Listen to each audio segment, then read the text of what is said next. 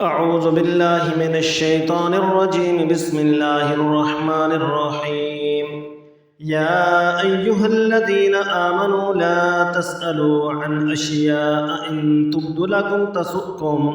وإن تسألوا عنها حين ينزل القرآن تبد لكم عفى الله عنها والله غفور حليم قد سألها قوم من قبلكم ثم أصبحوا بها كافرين ما جعل الله من بحيرة ولا صائبة ولا وسيلة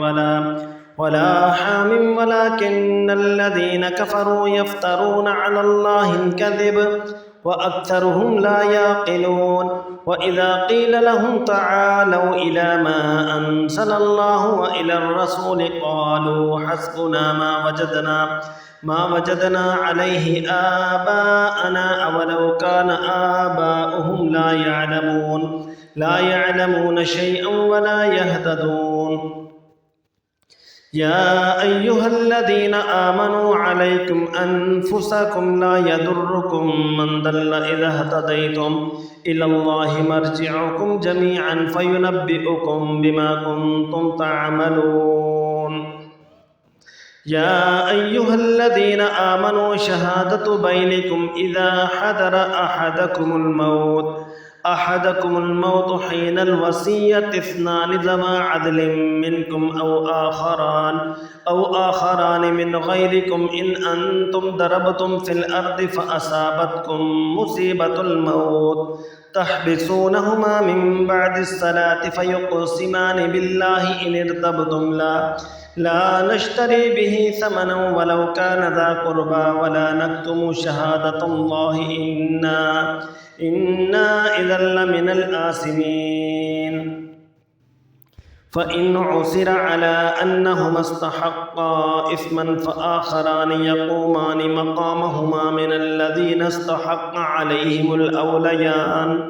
عليهم الأوليان فيقسمان بالله لشهادتنا أحق من شهادتهما وما اعتدينا إنا إذا لمن الظالمين ذلك أدنى أن يأتوا بالشهادة على وجهها أو يخافوا أن ترد أيمان بعد أيمانهم واتقوا الله واسمعوا والله لا يهدي القوم الفاسقين يوم يجمع الله الرسل فيقول ماذا أجبتم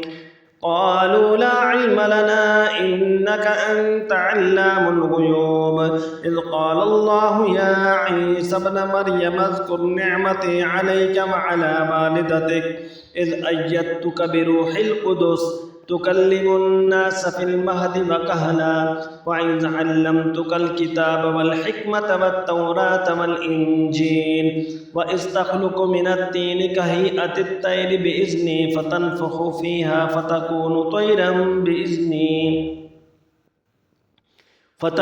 طيرا بإذني وتبرئ الأكمه والأبرص بإذني وإذ تخرج الموتى بإذني وإذ كففت بني إسرائيل عنك إذ جئتهم بالبينات فقال الذين كفروا منهم إن هذا إلا سحر مبين وإذ أوحيت إلى الحواريين أن آمنوا بي وبرسولي قالوا آمنا واشهد بأننا مسلمون إذ قال الحواريون يا عيسى ابن مريم هل يستطيع ربك أن ينزل علينا مائدة من السماء قالوا اتقوا الله إن كنتم مؤمنين قالوا نريد أن نأكل منها وتطمئن قلوبنا ونعلم أن قد صدقتنا ونكون عليها من الشاهدين قال عيسى ابن مريم اللهم ربنا أنزل علينا مائدة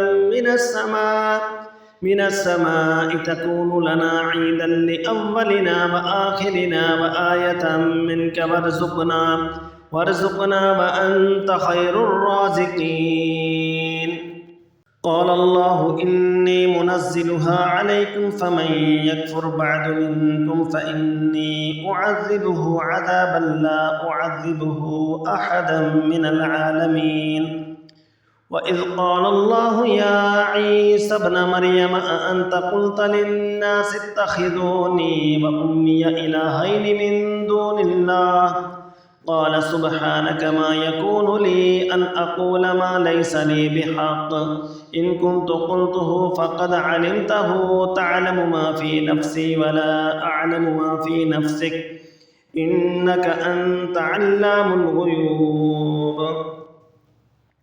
ما قلت لهم إلا ما أمرتني به أن اعبدوا الله ربي وربكم وكنت عليهم شهيدا ما دمت فيهم فلما توفيتني كنت أنت الرقيب عليهم وأنت على كل شيء شهيد إن تعذبهم فإنهم عبادك وإن تغفر لهم فإنك أنت العزيز الحكيم قال الله هذا يوم ينفع الصادقين صدقهم لهم جنات تجري من تحتها الأنهار خالدين فيها أبدا رضي الله عنهم ورضوا عنه ذلك الفوز العظيم لله ملك السماوات والأرض وما فيهن وهو على كل شيء قدير